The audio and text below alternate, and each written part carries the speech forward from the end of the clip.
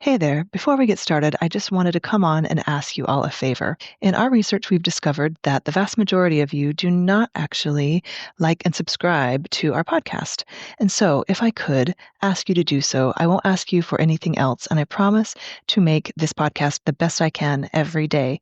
Me and the team really strive to do that for you. And so, if you could do this for us, we would be eternally grateful. Thank you so much. Hi, I'm Mickelle Weber, founder and auteur of House of Peregrine. Expat, immigrant, pioneer, none of these were a fit, but Peregrine describes what we are all about perfectly. Those that craft their life story with intention. I've spent the last 6 years in awe of the life-changing connections and stories I have experienced while living abroad, and believe it is time for this adventure to be recognized, celebrated, and elevated to the life stage that it is. Through these interviews, I hope to connect those living internationally more deeply to both the place they are living and with themselves and those around them. We cover everything from international finances and meaning-making to global parenting and relationships to make your time abroad more intentional, edifying, and full of beauty. Find us at houseofperegrine.com, where you can find more ways to connect with the ethos of Peregrine. I hope you enjoy today's guest. Let's get started. We've got a guest with us, Laser. Welcome. Thank you. I think we can dive right in. Perfect. Thank you guys for taking the time to meet with me. And it's going to be a hectic ride, but it's a lot to tell because we're going to dive into the whole story behind the anonymous Laser 314. Mickelle had the opportunity to meet him, and I have no idea. I've seen the work. I've been enthusiastic about the work, the street art thing, and the whole road you've taken, and everything you've been discussing in before our conversation with Laser has been so fascinating to me. So, without further ado, Laser, maybe just introduce yourself really quickly on how you see yourself, and then Mickelle maybe talks a bit on your personality as well, and then we dive into where it all started. Is that a good idea? Perfect. That's good. Let's go. Okay, I'm Laser 314. I've been working for the last 22 years as a street poet, street artist in Amsterdam. And the art I do is I write short sentences that could be poetry, political, or just my feelings, whether I'm in love or something. That's a subject that I disagree with or agree with. I write it on the street. Something that's on your mind, Something right? that's on my mind. A feeling, a thought, a passing thought, everything that kind of comes into me that I want to express. I write on the city streets. Mostly on billboard, so it's non-permanent surfaces.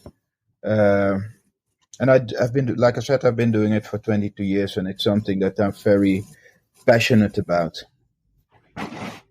Wow, 22 years has been a long time. Oh yeah, and Mickelle, how did you first start the whole ecosystem of Laser? What happened there? Yeah, so first of all, thanks for having me. I feel actually really privileged to be able to speak about Laser's work actually and be included in the conversation. I come to this process as like a very, kind of a huge fan, but also I feel like of Laser's work. And I first encountered it when I moved here 6 years ago. It was really the only thing I could read on the street because I didn't speak Dutch yet. And so his work kind of became the voice of Amsterdam a bit for me.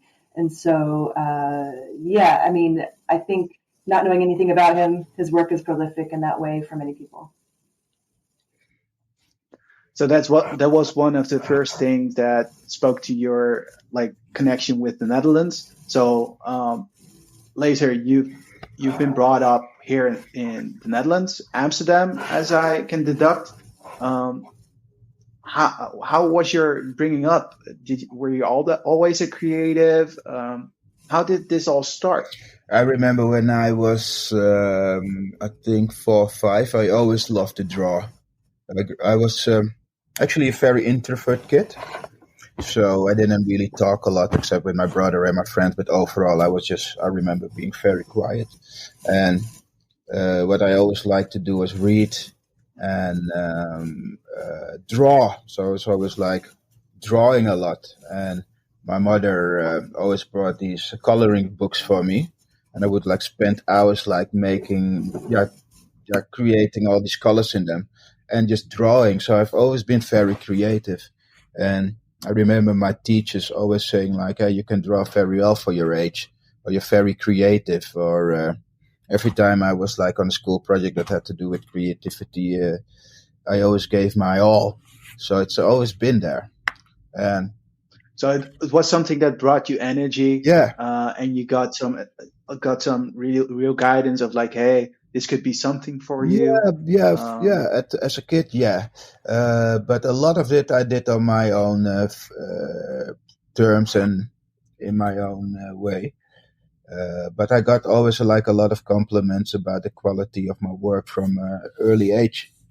But it's always something I've been very passionate about. I always read a lot of comic books, and I was always like analyzing the art, and I was always amazed like, how people could create stuff like that. And when I saw painting or something, I was always like amazed, like, oh, I want to be that good as well. Like, when I grew up, I had like a lot of records from my brothers with like a lot of great art in it, and I would always study those, sometimes try to copy them. But yeah, it's been there from an early age, so I don't even know how to do anything else. It's always been natural. You were always looking at it from a perspective, how can I do something like that? Always. And that's pretty interesting Always. to me. Is that still how you look at the world, or? Yes, yeah. There's a lot of artists that I see that I really admire. I'm like, damn, that's so good. How do they do that then? I always try to figure out the technique and always look at how the ideas behind it. And it's still fascinating. There's so many people I look up to, even my own peers, there's a couple of artists that are so amazingly good, and every time I see new work of them, I'm just blown away. And that kind of this childhood magic of looking to things like that with awe and wonder, it's still there. That's amazing. Yeah. And who were those big influences in the beginning for you? Were those like Pablo Picasso, or more the people in your vicinity? No, you were raised up in Amsterdam, right? So what were those influences? Just home, or? Yeah, the first one I remember, I was at basic school. They had this piece, Metamorphosis by Escher they had it in the room, in the classroom. And my teacher, she was like a huge fan of him. And I would always say like, that's such an amazing piece. And the graphics of it, I really like. So when I started drawing, I always see him returning a little bit in my work, the complex, detailed work. I kind of looked at him a bit. But growing up in the 80s, if I go back to where I started as a graffiti writer, what I saw in the 80s were all these tags popping up, like Dr. Smurry, Tarantula, Dr. Air. And I started copying that. And those were my first. That's also a bit of the hip hop era. Yeah, right? The beginning of the hip hop era. Hip hop hadn't really fully arrived. It was still on pirate radio, and kids like me tapped on to that because we were like listening to that all the time. And you got all these new hip hop tracks. It wasn't called hip hop at the time. It was still called rap music or electro. Or like my brother and I used to call it breakdance, electric boogie music. It was still in its infancy. So when that started, also graffiti arrived in Amsterdam. So people started really bombing and tagging the street. And it kind of fastly evolved into, big murals. What was the idea behind it? Like tagging? Was it like marking your name, having a street name, creating your own logo, owning the streets, letting your voice known? And that was, for me, so important at the time. Yeah. Why? What was the reason that was important to you? Because it showed me that you can create like your own brand or your own name. You can get well known, and it goes beyond like being rich or poor or everything in the middle, being thick, thin, a woman, man. It didn't matter. You would like It was expression. It was expression, and you would put your stamp on the street, and people would get to know you at some point. You know.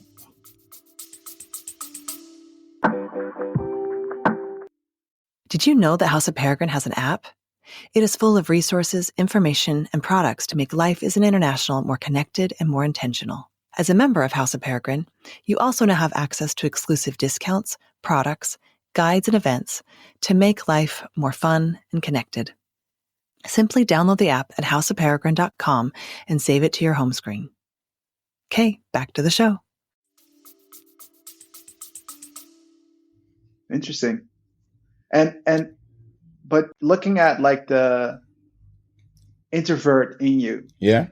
why was that so important to you at that time? Why did you get inspired to make the name for yourself? Like you were that introverted, creative kid, and why did that shift? What happened there? Through art, Did it shift? Sorry? Yeah. Did it shift? It's Something shifted. You started creating something to get recognized. Yeah. So maybe that's the introvert in you. It's because you're still not out in the open as yourself, your Laser 314. Where did that originate? What was that pivotal moment of like, okay, this is the name I want to be known by, and why did you start tagging? I started tagging because it was art has always been for me a way to express myself, and because I was kind of introvert, it was also my way of showing like, hey, I'm also here and I can do something, you know. And it also was a way for me to convey my feelings. But in the beginning, I only did visual art. I didn't use words yet. So the moment I started shifting to words, I kind of really let my inner feelings known to the world. So I just wanted to say something what you said before, like because you're an introvert kid, you're kind of I'm still hiding in the shadows. But actually, it's funny because from my perspective, I'm not. People don't see me visually, but I bear all my feelings on the street. You don't get more personal than that, you know. Even though you don't see me visually, you really get to know me. You know, I get to say the things that I kind of struggle with saying. I just find an opening to express myself that way and say like, oh, this is what I think. This is what I'm feeling now. So you get like the most purest form of me is on the street. And it kind of also, I always say like, this art kind of also helped me to express myself a lot better. Mickelle knows it. If we talk like a lot about a lot of subjects and a lot of interests. But art helped me to slay those barriers of introvertness and keeping it all in. Now it's everything I pour out, you know, and it's amazing. It's almost like therapeutical, almost, you know. It kind of helped me to find myself and center myself and center my thoughts and my ideas and articulate them better. I'm so happy like Mickelle joined this conversation because I can't read your face. I hear your voice. Like I'm sure this is doing something with you emotionally.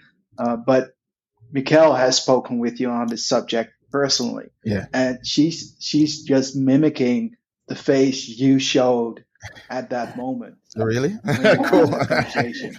I'm pretty sure. I'm completely confident on saying that because I can read the emotion that's involved with it. And in a certain way, Mickelle, and don't mind me saying this, you feel a bit of the same way of expressing yourself. Is that true? Is that why you feel you empathize that greatly with Laser? Yeah, I think so. But also, I think early on when I met him, I felt like I knew him already. So I feel like that's what makes part of the magic of what you're doing, Laser, is that I think people do feel like they know you and you know them. And so that's part of the magic. But also, I think early on I said to you, even like, you're so brave. Like you inspire me to be brave with my art. And so I think you probably have that effect on everyone. So I think that's really magic. So that's what you're seeing in my face is I love that we're getting to talk about this way, because I think it's, I'm the same as most people, I think. And when I started to do the street poetry, I was like, oh, you have to be very authentic. You cannot fake it, So everything I have what to say or what I'm doing, it really comes from my inside. And the next thing I said, like, oh, you can't filter yourself too much. Don't be like, oh, people might read it this way, people might read it. No, this is what you want to say, and keep it pure. So when I write a sentence down, I hardly ever edit it. I just write it down the way it comes out, and that's the way it is. And I think people tap into that. It's not made up, it's not overthought, it's not edited, it's not. There's no euphemisms. It's not trying to gain favors. It's just what I am, and I just express that. And I think that's why people tap into it. That's what I'm hoping. I want to know, if you don't mind, Bo. I want to know how have you struggled to keep that purity, or has it just come naturally for you? Because it's a purity and a dedication to staying this authentic in your work through this long. Yeah. How do you think about that, I guess? Yeah, when I write or do art, I don't really think about what other people think or would think about it. It just comes out. I kind of go into this zone. I have this line, and I'm like, that's a good line. Done. I write it down. And I don't overthink it too much. Because if I would overthink it too much and everything would get involved, it would get muddy. And I might not write this down, or I might write that down because you might offend somebody, or you might do this, and I try to get away from that. And that's something that really comes naturally. When I'm in this zone of doing art, I just go into this tunnel and I just start writing, and it's like this super highway I'm on, and I'm not getting distracted by anything. And I think that's why I don't really fear other things. I just do it. It feels authentic to you to do it in that way. Yeah. It's like getting in the zone, just creating, and it's been done. Every word that has been written. I get that. Like if you are aligned with your feelings, that's a perfect way to go, right? Yeah. It's like I think in every conversation or every story or every sentence ever written, context is key. So eventually everybody has his own context, and it does something to them if they read something, right? So if I'm having a shitty day and I read the remark you posted around war or anything that's controversial, I'm going to read it in a different way than I had a really good morning with my kids, or, of course, with my dog, or the best day ever at work. Yeah. I think that's. Don't you find it like hard to digest that you don't know all the thoughts that people gain because of you? Is that part of the magic? Like Mickelle said, you're not aware of how people interpret everything you write. Is that a hard thing for you, or is that part of the magic?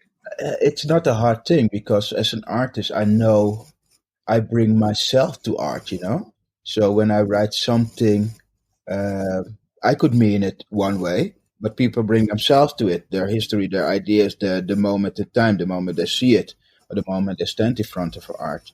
That's going to be their interpretation. It could be totally the opposite of what I'm trying to say, but that's not important for me. It's always, I find art so important that people should bring themselves to it. Do you understand what I'm saying? Yeah, you're expressing your purest self. That's your main goal. Yeah, that's what I do. But that's going to be, I can write something down and there could be like a million different interpretations. And sometimes I meet people and they say, oh, that sentence, man, That was something that really helped me in that moment of time, and it meant this and that to me.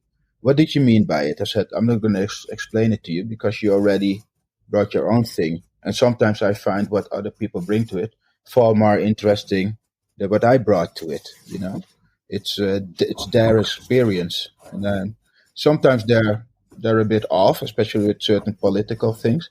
But it doesn't matter. It's what you bring to art yourself. You know, I remember going to, it's years ago. I was in Düsseldorf. Was in the Museum of Modern Art there, and there was this great exhibition, and I bought the catalog. And on the way back in the train, I was reading the artist explanation, and it kind of was a bit disappointing because it kind of took away my own experience that I had with it.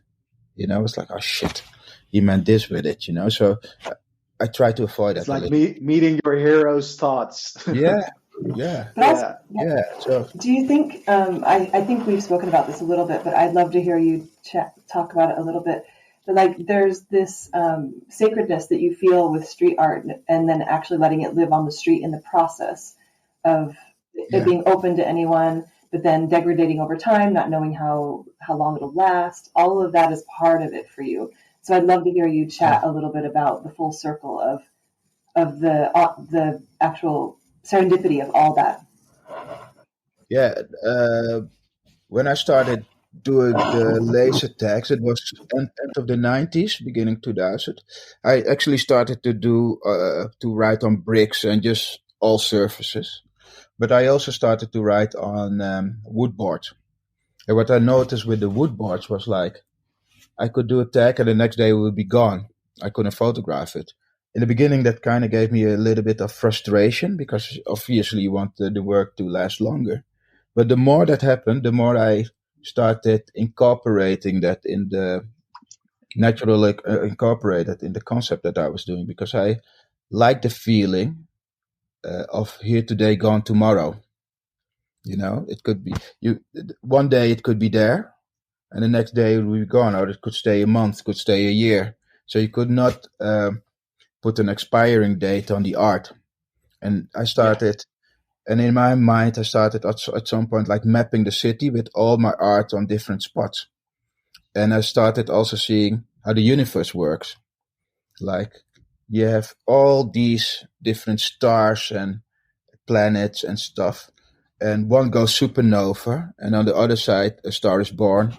On the other side, you have planets that have been there for 1 million years. So it's kind of this universal thing that I saw over the city happening. Like, oh, one is gone, that one has gone supernova. That one is going to stay a bit longer and going to turn into a white dwarf or a pulsar. And that's how my mind started seeing it. So I started getting a bit of joy in seeing, okay, how long is this piece going to stay? Oh, that one went supernova, you know? And it was just this image that I got in my head. And I thought, oh, that's such a fun concept to work with. Hopefully one day I can like visualize that in and hopefully something, you know. It's actually playing with time. I had a conversation with Time of the, from the Sloot. Yeah. I'm not sure if you know him, but Time, I know him. And he was playing with time as well, right? Yeah.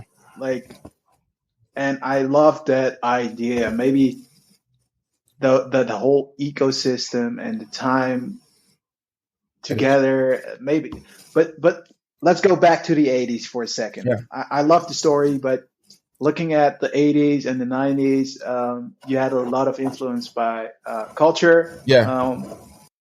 And somehow you progressed and you came up with the name Laser 314. Yeah. Where does that name come from? Like, I've got a technical background, and I was like, okay, Laser Pi. Yeah, it's actually Laser Pi or Laser 314. I wrote a lot of different names in the 80s when I was a kid.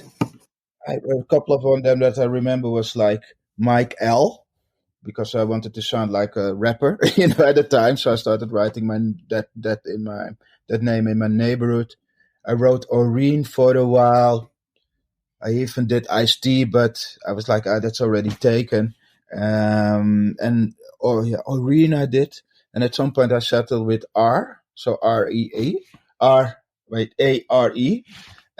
Yeah. And I did a couple of works with that. Was tagging with that a lot.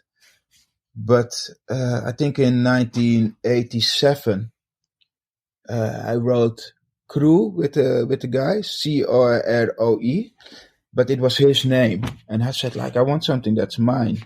And I started thinking, and at some point I came up with laser, because it has to do with my love of science fiction movies, laser guns. And I was like, oh, that's a cool name. And I remember doing the tag for the first time, and people were like laughing at me. Ah, that's a stupid name. But I just kept on trucking. And that name kind of got well known in the graffiti scene. By the end of the 90s, it was really, I was really everywhere with my pieces. I stopped doing graffiti in the 90s, by the way. Early 90s, I was like, yeah, I want to do. Why? I was like doing it for such a long time. And I wanted to focus more on becoming a comic book artist or a painter. And I started drawing comics a lot, published my own comics, and I just kind of drifted away for years. I think 7 years I was pretty much out of the graffiti game.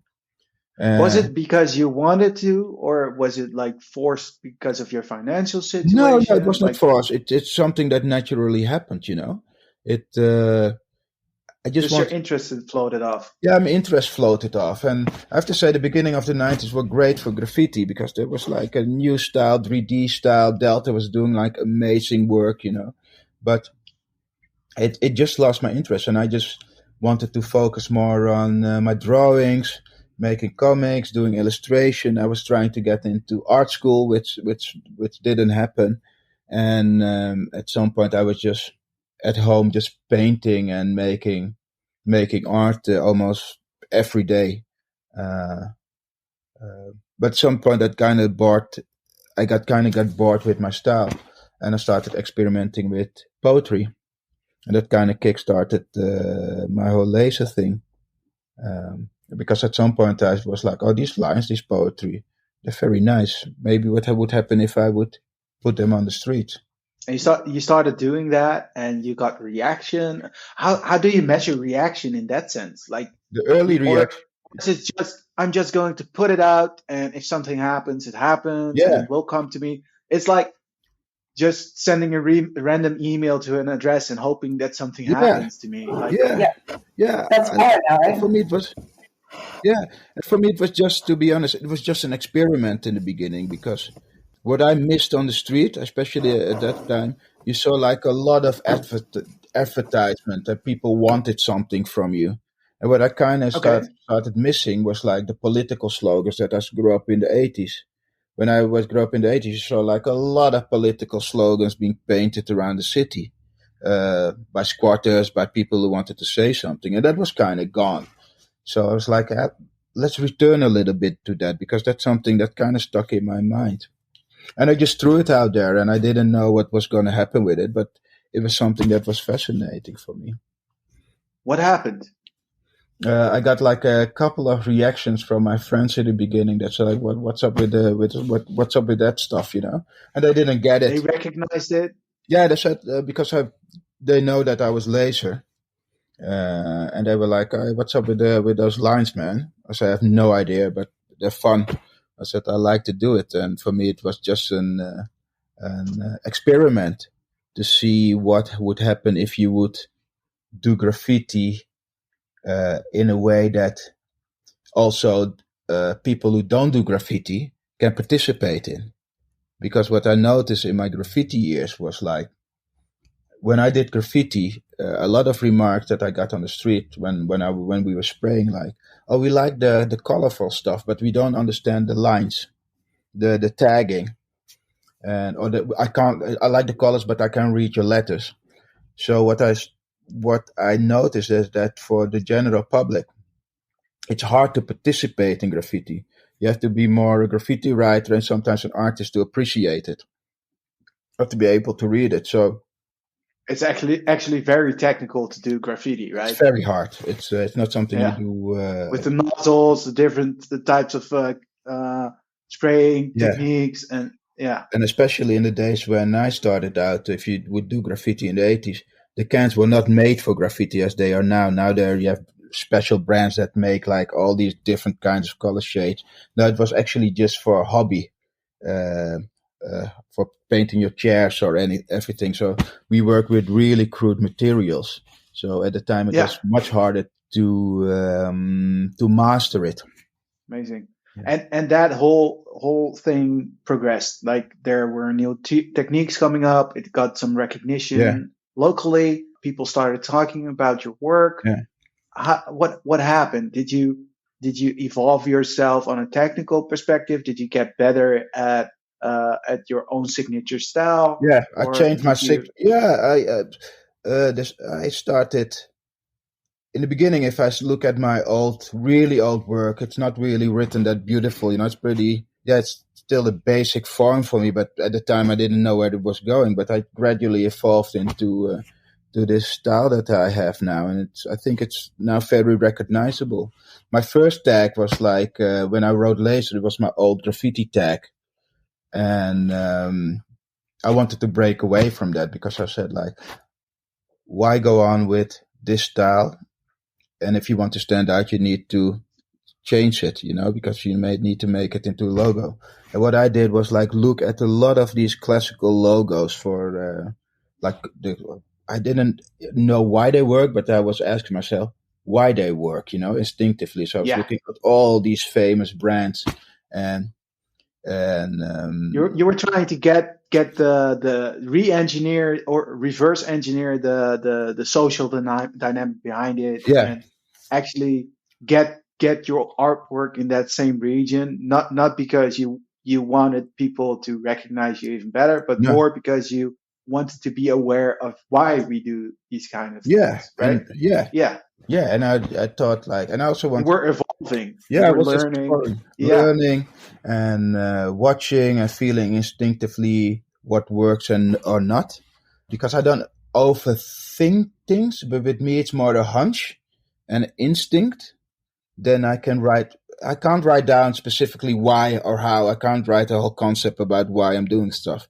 It's more an instinctive things with me, and it's always been like that. Like I kind of feel why not that Nike logo is working, but I can't explain why it works.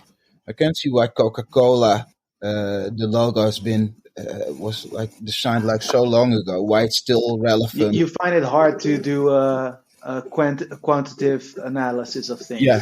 Yeah. You're more. With me, it's very instinctively.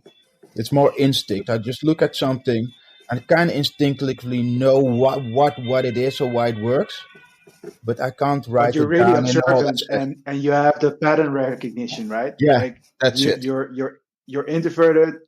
There's a lot of pattern recognition. You're in tune with culture. You're a fan of science fiction. You're a fan of pop culture, rap music. You know the streets.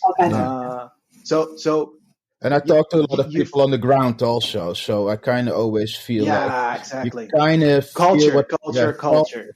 And with me, it's not coming from the top, but it's coming from what I hear on the street and what people say and the conversation I have with people. And that's what we had like when we were kids. We were always on the street. We were always with people, and we heard what they said. So, and you could kind of feel, oh, this is going to be the thing that's going to explode. I remember with acid house music, 88, 89. Nobody was listening to that music. People actually loathed it. And I was hearing it coming from, I think, Radio 100. It doesn't exist anymore. It was a pirate radio. And they were playing it. I was like, oh, this is gonna blow up. And I remember when I was playing it in my room, my sister was like, this is so bad music. And I was said, oh, this is gonna be so big. You have no idea.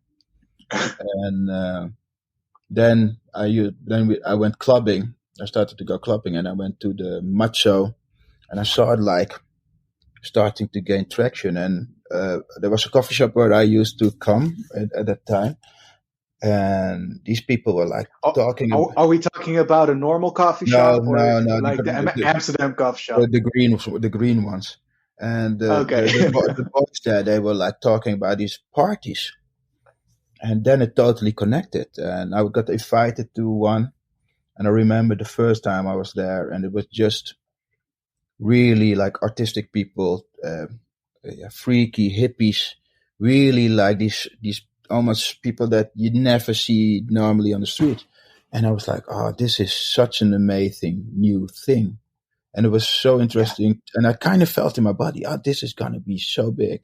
I remember one time standing with my friends in the mud show, and I said, this is going to sound a bit rude, but it's not meant to be like that. But I said, white people can dance to it, you know? And then when I said, okay, this is going to be the big thing, you know, and it kind of exploded. In 1990, it went totally big. So it's kind of funny to instinctively feel what the next big thing is going to be, and just be part of it from the early So beginning. you're very observant. You're digesting everything that's happening culturally. You're progressing as an artist, and looking at the next big wave. You feel it instinctively out of pattern recognition. Yeah, but the thing is, what's happening? Just a second. I'm not looking for it. I'm just observing. No, things. you're digesting it. Yeah. You're just open. So you're just open to it, exactly. And in this scenario, like, just fast forwarding to like early 2010, what's happening in the world? How are you digesting everything that's happening in the world? How are you expressing yourself, and how is it getting noticed by people on the streets? From 2010. Can I ask? It's hard. Can I ask one question? Go ahead. Laser, you, just for me, just because from a fan and also just someone who loves your work, do you remember the first tag that you thought you did as Laser 314 as like a persona almost? Yeah. I remember going out at night the first time. I remember it was a white Hemacan, and there's one tag that is actually left of that night. That's still there. It's near the Plansierstraat. But I don't really remember the first thing I wrote. I just went out with a sheet of paper and just went around the city. And the next day I went back to watch them and to see if they're still up. And it kind of felt good. That's the only thing I remember because it's so long ago. And just a quick follow-up question. Do you ever think that you would want to tag under a different alter ego? Or maybe No. you do already. No, I don't. No, that's cool though. It's not an alter ego, but you know what I mean. Like, I just think the city is your stage and the street is kind of your stage. And so I always just wonder if you're transcending that, or think of it in different ways. Because I also think it pertains to Web3 and how we think about identity and art and play. I think you're already there. You're already thinking about how we play in public spaces. And so I think that I just always wonder, like, what's going on in your brain about that, because I think it's fun. It's fun. Yeah, I think I'm still evolving as an artist, and I always try to do new things also with my art. So yesterday I was at a company in Zwijndrecht who actually do mannequins, but there's another company in there that do all these different things with how do you call it? Laser printing and stuff like that. And that's very interesting. Oh, sorry, laser printing, 3D printing. And that's very interesting for me. So yesterday we were like talking about new concepts, how we're going to translate my art.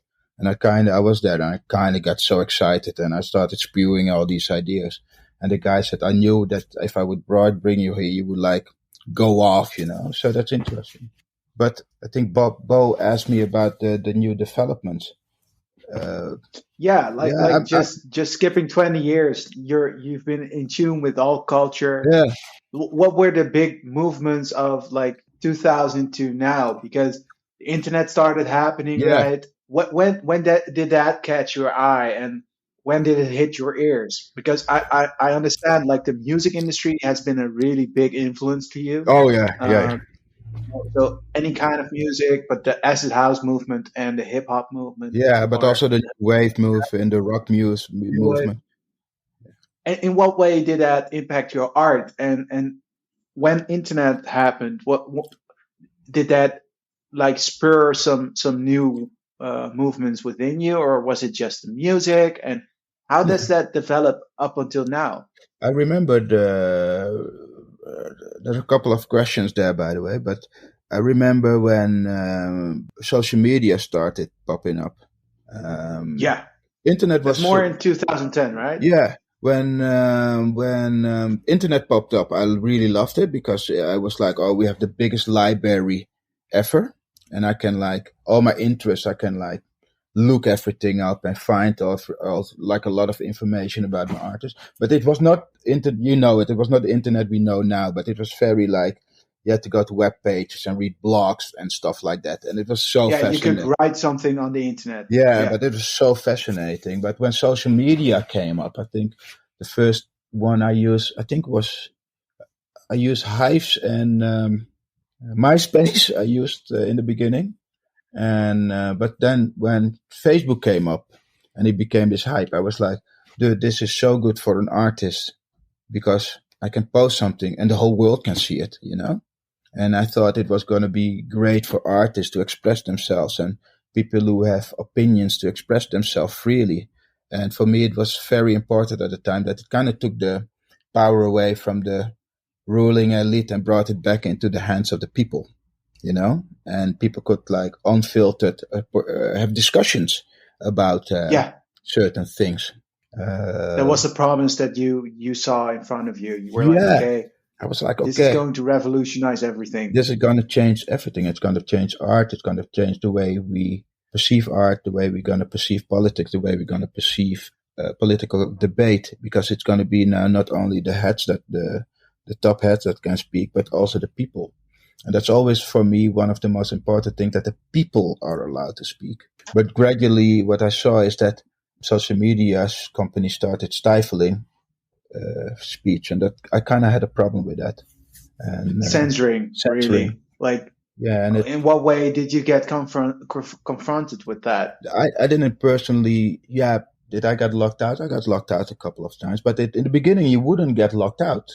But what I started noticing is that certain subjects were like started becoming taboo, and it didn't feel right with me. So at some point, I think 2-3 years ago, I kind of slowed down on my social media presence, because I don't like censorship. I don't like political censorship. I think everybody. So you had ethical reasons to slow down on it. Yeah. Yeah. Because I believe that the breeding ground for a good and healthy society is debate, open debate, and open debate also takes polarization away, and it takes mistrust in each other away. If we're like honestly allowed to debate certain things, and it can also solve a lot of problems that we have, you know, even if we disagree, if people talk to each other, we can also find common grounds. And I think open debate is the best way for that. But what I started noticing with social media is they started clamming down on it. Am I saying it right? They started stopping it, and I had to pull out. I was like, I see people getting banned, censored for like ludicrous things. And it kind of killed the promise and the hope that social media had for me in the beginning. Because I saw a couple of years, I saw this great glimmer of hope, like, oh, we're going to be able to talk freely now and solve a bit of certain social problem through discussions. And at some point I saw that one got sentenced, that got banned, and you can't say this. And I don't like that. I come from, I grew up in a very liberal, open country and land. And I remember my teachers. I remember one of the memories that I have, and that was I think I was 6 or 7. I was sitting with a teacher, and he was telling me how good it is to live in a free country where you can express yourself, even if you disagree with somebody. And that's how I grew up, and that's still the mental state I'm in. But I kind of see it slow down, and especially with things like Twitter, you had all these cancel mobs, and it just didn't feel right. So I didn't like that, shutting people down, and I just had to pull out. I was like, dude, I'm just gonna use my Instagram to post my work, and that's it. So I kind of Yeah. slowed down on a lot of. I'm back on Twitter, by the way, but that has more to do with other things, you know. Okay. Looking at the work you've been creating these days, it's still a lot of street work, or is that evolving as well?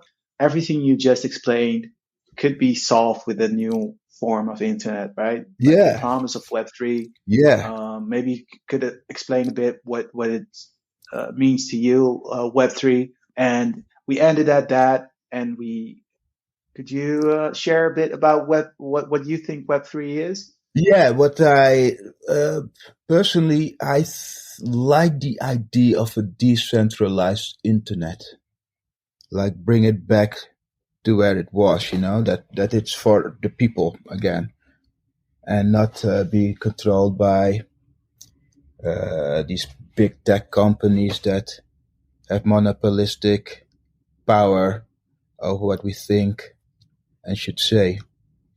But I also think it's we're still in the infancy of it, and that's what Yeah, fascinates me. So for me, I don't know where it's going to go. Again, instinctively, I'm there like something's going to happen with this, you know. And yeah, and you can only uh, know the value of things in hindsight, not when you're in the middle of it. But I think Web3 is going to explode. I think it's already changing. It already changed the art landscape. It added to the art landscape, because in the beginning, I remember when people were talking about NFTs, and I was like, I don't get it, man. It's just a JPEG or it's just a movie. And at some point, I dived into it. I said, dude, this is such an amazing thing. And the quality that you can do with art is also interesting for me. And that's when yeah, Mickelle came to me, I was like, dude, I want to do this. You know, I just want to see yeah. what I can do in the digital realm and see if I can spread the art also there and also have a little bit of a presence there, and just see where it goes. Get your toes wet. Get my But toes wet. I'm pretty sure you did a bit more than get your toes wet. You went pretty far with Mickelle. Oh yeah, Let's save that for the next yeah. conversation. Laser, I want to thank you for your time, Mickelle, as well. Do you have anything you want to plug? Do you want to share anything? Some last words? No, I really like this conversation, you know, and we're going to continue with it. Yeah, I hope everybody Amazing. had a great time listening to us. Yeah. Mickelle? You know, I'm excited to share our journey together tomorrow, creating both a community at the same time as creating a piece of artwork. So I'm excited for that tomorrow, but I've enjoyed this as much as you have. Thanks for having me, and thanks for sharing, Laser. I love being able to bring people's awareness around who you are more and more. So that's fun. Oh, cool. Thank you guys for having the time, of taking the time, and we'll continue this tomorrow. It's been a pleasure to host you guys. Thank you. Okay, that's it for today. I hope you've enjoyed our show. For the latest insights on living internationally, join us at houseofperegrine.com to find out how you can connect with our community. Let's craft our life story with intention together.